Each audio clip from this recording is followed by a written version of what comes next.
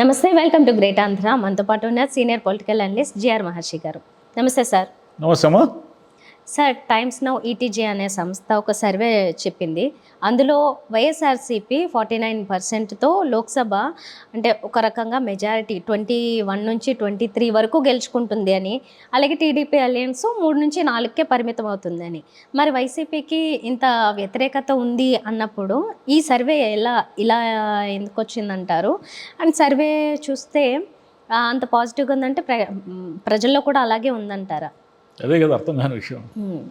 ఇప్పుడు ఒకవైపు ఏమో టీడీపీ అనుకూల వర్గాలు, జనసేన అనుకూల వర్గాలు ఇవన్నీ కూడా జగన్కి విపరీతమైన వ్యతిరేకత ఉంది, జగన్ ఈసారి చిత్తుగా ఓడిపోతాడు అన్నట్టుగా మాడుతున్నాయి మనకు ఆ వార్తలు. కానీ కొన్ని అంటే ఇప్పుడు మీడియా అంతా 2 వర్గాలుగా విడిపోయింది. సరే, మీడియానే మనం ప్రాతిపదికగా తీసుకోవాల్సిన అవసరం లేకపోయినా జనరల్గా మనకు వినిపిస్తున్న టాక్ ఏమిటంటే జగన్కి వ్యతిరేకత ఉంది అని వినిపిస్తూ ఉంది. ఇప్పుడేమో ఇంత మునుపు కూడా టైమ్స్ నౌ సర్వే వచ్చింది. టైమ్స్ నౌ ఈటీజీ సర్వే ఏం చెప్పిందంటే 49% ఇది ఓన్లీ పార్లమెంటుకు సంబంధించి. సరే, పార్లమెంటుకు సంబంధించి లోక్సభ సీట్లకు ఒక రకంగా రిఫ్లెక్షను, అసెంబ్లీకి ఇంకొక రకంగా రిఫ్లెక్షన్ వచ్చే ఛాన్స్ అయితే ఆంధ్రప్రదేశ్లో లేదు. ఎందుకు లేదంటే ఇక్కడ ఉండొచ్చు మళ్ళీ, ఎందుకంటే 2 వేరు ఎన్నికలు కాబట్టి. తెలంగాణలో కాంగ్రెస్, బీజేపీ, బీఆర్ఎస్ అసెంబ్లీలో వచ్చిన ఫలితాల ఆధారంగానే రేపు పార్లమెంట్ ఎన్నికల్లో కూడా వస్తాయని మనం ఏం చెప్పలేము. రెండు ఒకేసారి కాబట్టి దీనికి దానికి తేడా రిజల్ట్ రాదు. ఇప్పుడు వాళ్ళు ఏం చెప్పారు, 21 to 23 అంటే మొత్తం 25 సీట్స్లో 21 to 23 వైసీపీ వస్తుందని, గెలిచే అవకాశాలు ఉన్నాయని, టీడీపీ జనసేన అలయన్స్కు 2 లేదా 3 సీట్లు వస్తాయని. అంటే ఈ సర్వే జరిగే నాటికి బీజేపీ ఈ అలయన్స్లో లేదంటే ఈవెన్ టుడే ఇప్పుడు మనం మాట్లాడుతున్నప్పుడు కూడా బీజేపీ అలయన్స్ ఇంకా పక్కా కాలేదు. బీజేపీ వాళ్ళతో మీటింగ్ అయితే జరిగింది, కానీ ఈ సాయంత్రానికో రేపటికో కానీ అవును మేము పొత్తులో ఉన్నాము, మేము ఇన్ని సీట్లు అడిగాము, ఇన్ని సీట్లు పోటీ చేస్తున్నాము అని చంద్రబాబు, పవన్ కళ్యాణ్ గారు ఇద్దరూ కలిసి లేదా బీజేపీ తరఫున ఎవరైనా ప్రతినిధి కలిసి మనకు చెబితే తప్ప ఇంతవరకు క్లారిటీ లేదు. కాబట్టి ఈ సర్వేలో బీజేపీని పక్కన పెట్టారు. బీజేపీకి వాళ్ళు ఎంత శాతం చెప్పారంటే 2% ఓట్లు చెప్పారు. కాంగ్రెస్, వామపక్షాలు తదితరులు అందరూ గెలిస్తే 4% అన్నారు. అంటే ఏమిటంటే 49% ఓటు బ్యాంకుతో వైసీపీ మళ్ళీ మెజారిటీ లోక్సభ సీట్లు గెలవబోతుంది. ఒకవేళ అసెంబ్లీ ఈ సర్వేలో తీసుకోకపోయినా అసెంబ్లీలో కూడా ఇంచుమించు ఇదే రిజల్ట్ వస్తుంది అనేది అందరికీ తెలిసిన విషయమే. ఇప్పుడు ఈ సర్వేని మామూలుగా టైమ్స్ నౌ సర్వే రాగానే తెలుగుదేశం వర్గాలు తీసుకోవాల్సిన అవసరం లేదు, వాళ్ళకేం తెలుసు, వాళ్ళ సర్వేలో ఏమిటి శాస్త్రీయత, ఏమిటి ప్రాతిపదిక, ఏదో ఒక నియోజకవర్గానికి వెళ్ళి ఒక 20 మందినో 30 మందినో 100 మందినో శాంపుల్ సర్వే చేసినంత మాత్రాన అది ప్రజానాడి ఎలా అవుతుంది అని అంటారు. ఎవరు? టీడీపీ వాళ్ళు, జనసేన టీడీపీ వాళ్ళు. వైసీపీ వాళ్ళు అదే ఏమంటారంటే అయ్యా టైమ్స్ నౌ అనేది ఈ దేశంలో ప్రెస్టీజియస్ పత్రికా సంస్థల్లో అదొకటి, దానిని మనం తీసి పారేయాల్సింది ఏమీ లేదు, వాళ్ళు ఏది చేసినా కూడా వాళ్ళు ఇంత మునుపు చెప్పిన వాటిని కూడా పెద్దగా తేడా లేకుండా, అంటే మరీ యాక్యురేట్ కాకపోయినా అటు ఇటుగా వాళ్ళు చెప్పిన సర్వేలు నిజమయ్యాయి కాబట్టి వైసీపీ గెలవబోతుందని వీళ్ళు అంటారు. అదే కదా అంటారు. మరి యాక్చువల్గా ఏం జరుగుతూ ఉంది అనేది ఒక క్వశ్చన్ మార్క్ మనకు. యాక్చువల్గా ఏమిటంటే ఒకవేళ Times Now survey as it ఈజ్గా నిజం కావాలంటే చాలా వింతలు విడ్డూరాలు జరగాలి. అంటే వింతలు విడ్డూరాలు మీన్స్ మెజారిటీ ఓటర్లు ఇప్పుడు జగన్ గారి ప్రాతిపదిక మీద ఎన్నికలు జరుగుతాయి కాబట్టి జగన్ గారు ముఖ్యమంత్రి కావాలా వద్దా అనేదే మేజర్ ఇష్యూ ఈసారి. అంటే మిగతావన్నీ ఇప్పుడు చంద్రబాబు నాయుడు గారిని ముఖ్యమంత్రి చేయాలా అనుకునే వాళ్ళ శాతం కంటే జగన్ గారు ఉండాలా వద్దా అనుకునే వాళ్ళ శాతమే ఎక్కువ. ఇప్పుడు ఈ నేపథ్యంలో వైసీపీకి 21 నుంచి 23 సీట్లు రావాలి అంటే చాలా వర్గాలు వైసీపీ వైపు పూర్తిగా సమీకృతమై ఉండాలి అంటే వైసీపీ వ్యతిరేక ఓటు ఉంటుందే, వ్యతిరేక ఓటును కూడా చీల్చగలిగి మీన్స్ ఇప్పుడు ఉదాహరణకి జగన్ గారికి 10 ఓట్లు వ్యతిరేక ఓట్లు ఉన్నాయనుకోండి, ఈ 10 ఓట్లలో 4 ఓట్లని ఎవరో ఒకరు, ఇప్పుడు షర్మిల గారు ఇంకా వామపక్షాలు ఎవరో ఒకరు నిలబడతారు కదా, చీల్చగలిగితే అది వైసీపీకి లాభం అవుతుంది. డైరెక్ట్గా 10 ఓట్లు జనసేన టీడీపీ అలయన్స్కు పడితే డేంజరు, పడితే ఇబ్బంది. కాబట్టి షర్మిల గారు వామపక్షాలు వీళ్ళందరూ ఎన్ని ఓట్లు చీలుస్తారు అనేది ఒకటి.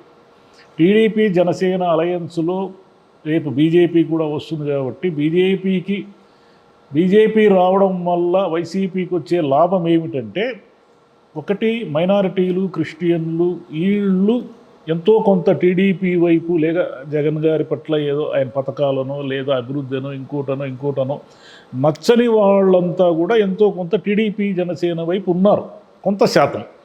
ఈ కొంత శాతము కూడా బీజేపీ ఎప్పుడైతే ఈ అలయన్స్లోకి ఎంటర్ అయిపోయిందో వాళ్ళు బీజేపీకి పచ్చి వ్యతిరేకులు. బీజేపీ మీన్స్ హిందుత్వ, అది స్పష్టంగా వాళ్ళే చెప్తారు. ఎక్కడైనా మనం నమ్మాల్సిన విషయం అది. హిందుత్వ అజెండాగా ఎన్నికలకు వెళుతున్న బీజేపీకి మైనారిటీ అంటే ముస్లింలు కానీ క్రిస్టియన్లు కానీ ఓటు వేసే అవకాశం బాగా తక్కువ. అంటే ఆ వర్గాలన్నీ కూడా జగన్ గారి వైపు ఇష్టమున్నా లేకపోయినా, వైసీపీ పట్ల వాళ్ళ కోపం కూడా ఉండొచ్చు ఏదో కొన్ని కారణాల వల్ల, వాళ్ళు అయిష్టంతో కావచ్చు, ఇంకో బీజేపీ అనేది మళ్ళీ మన రాష్ట్రంలో పాతుకుపోతే మనకు ప్రమాదము అని వాళ్ళు నమ్మడం వల్ల వైసీపీకి ఓట్లేస్తారు. అదేవిధంగా ఎస్సీ ఎస్టీ వర్గాల్లో ఈ మెజారిటీ ఓటర్లు వైసీపీ వైపు ఉన్నట్టు ఇప్పుడున్న ప్రాథమిక అంచనా. అదేవిధంగా వైసీపీ అనుకూల సామాజిక వర్గాలు ఉన్నాయి.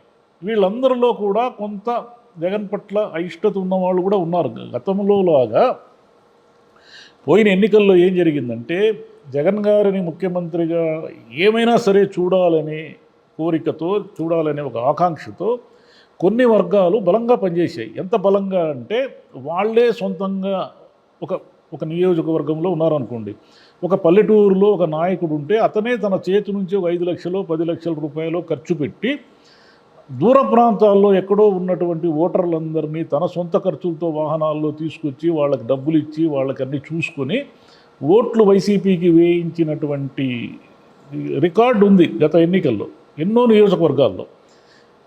ఇంతమంది గట్టిగా కేడర్ అంతా పనిచేయడం వల్ల 151 సీట్లను ఈజీగా గెలవగలిగింది వైసీపీ. కానీ ఈసారి వివిధ కారణాల వల్ల వాళ్ళు అంత అనుకూలంగా లేరు. అంటే ఓటు వేస్తారు కానీ ఖచ్చితంగా మన చేతి నుంచి ఒక 5 లక్షలు 10 లక్షలు ఖర్చు పెట్టుకొని జగన్ని మళ్ళీ ముఖ్యమంత్రిగా చూడాలనే కోరిక ఇప్పుడు లేదు వాళ్ళకి. ఎందుకంటే వాళ్ళు ఈ 5 ఏళ్లలో వాళ్ళు ఏదో ఎక్స్పెక్ట్ చేశారు, మన గవర్నమెంట్ వస్తే మనకేదో జరుగుతుంది, అది జరుగుతుందని. దానికి 2 రకాల విరుద్ధమైన విషయాలు జరిగాయి వాళ్ళకి. ఒకటి, ఏ పథకంలో కూడా వైసీపీ నాయకుల ప్రమేయం లేకుండా డైరెక్ట్గా వాళ్ళ అకౌంట్స్లోకి పడిపోవడము, లబ్ధిదారుల ఎంపికలో కానీ ఎక్కడా వీళ్ళకి పెద్దగా ప్రాతినిధ్యం లేకపోవడము, ఈ వాలంటరీ వ్యవస్థ కానీ సచివాలయం వ్యవస్థ కానీ రావడం వల్ల గ్రామాల్లో ఉన్నటువంటి వైసీపీ నాయకుల పెద్దరికానికి ఏం విలువ లేకుండా పోయింది. అదొక కోపం ఉంది వాళ్ళకి. రెండవది ఏమిటంటే, అంటే అది ఒక రకంగా ఈ మధ్యవర్తులు లేకుండా అందిన పథకాలు అనేది ప్రజల్లో వైసీపీకి కొంత స్ట్రెంగ్త్ క్రియేట్ చేసిన నాయకుల్లో, అంటే చిన్న చోటా మోటా నాయకుల్లో కొంత అసంతృప్తి గురి చేసింది. రెండవది ఏమిటంటే, ఏవో ఒక పనులు వర్కులు చేస్తే మనకు డబ్బులు వస్తాయి అని ఆశించిన కాంట్రాక్టు వర్గాల వాళ్ళందరూ కూడా వాళ్ళకి వివిధ కారణాల వల్ల వాళ్ళు చేసిన పనులకు బిల్లులు ఆగిపోవడం వల్ల ఆర్థికంగా ఇబ్బందులు పడి ఆర్థికంగా దెబ్బతిన్నారు. వాళ్ళు ఎవరూ కూడా ఇప్పుడు చేతి నుంచి కొన్ని లక్షల రూపాయలు కొన్ని వేల రూపాయలు కూడా ఖర్చు పెట్టుకొని వైసీపీ తరఫున పనిచేయడానికి సిద్ధంగా లేరు. కాబట్టి ఇదొక నష్టం వైసీపీకి. అయితే ఇక్కడ మనం ఎలా ఆలోచించాలంటే, అందరూ ఏకమైపోయారు. ఎవరు ఇప్పుడు బీజేపీ ఈ రోజుకల్లా బీజేపీ వచ్చేస్తుంది కాబట్టి బీజేపీ, టీడీపీ, జనసేన ఈ 3 పార్టీలు ఏకమయ్యాయి. షర్మిల గారు సొంత అన్నయ్య మీద తిరుగుబాటు చేసి అన్నకు వ్యతిరేకంగా బలంగా ప్రచారం చేస్తున్నారు. ఆమె టార్గెట్ జగనే, కానీ ఆమె target TDP Janasena alliance BJP కాదు. బీజేపీని ఆమె ఒక జాతీయ పార్టీగా తిడతారే తప్ప ఆమె టార్గెట్ జగనే.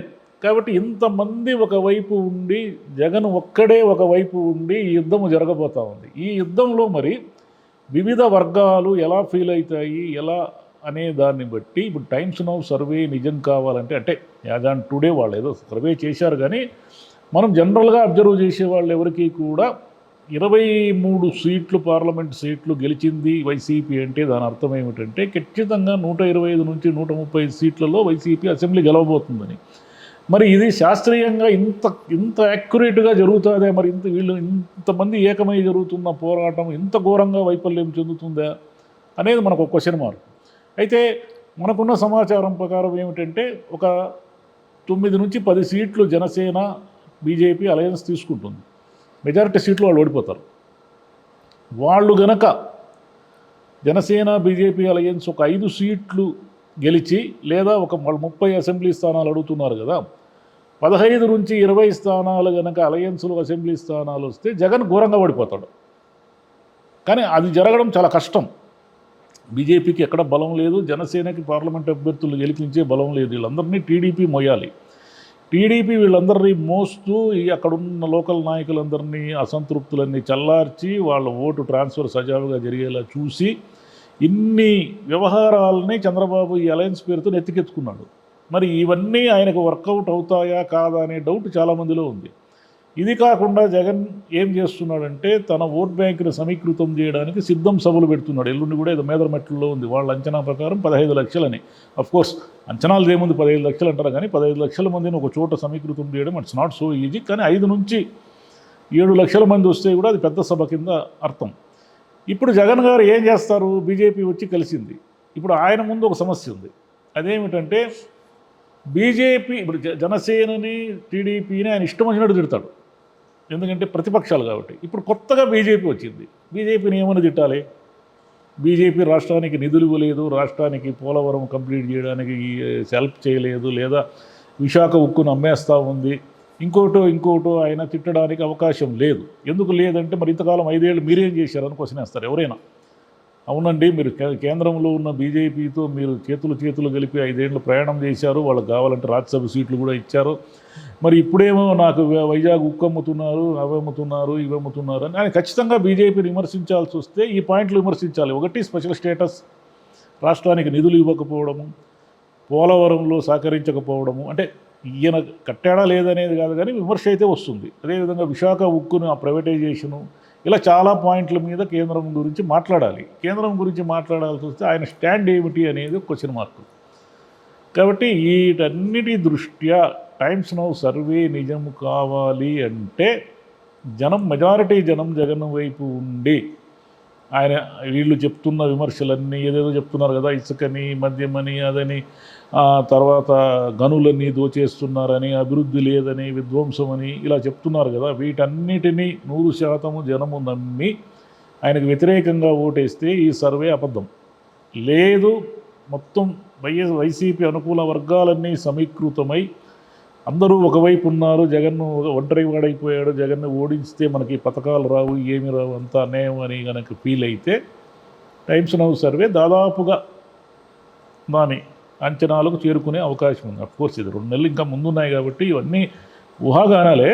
కాకపోతే మనం ఆ సర్వే వచ్చింది కాబట్టి మాడుతున్నాం అంతే. అవును, ఇంకా బీజేపీ కలిస్తే తర్వాత మళ్ళీ వేరేగా ఉండదు, చెప్పలేము. అంతే. Right sir, thank you. Thank you మా.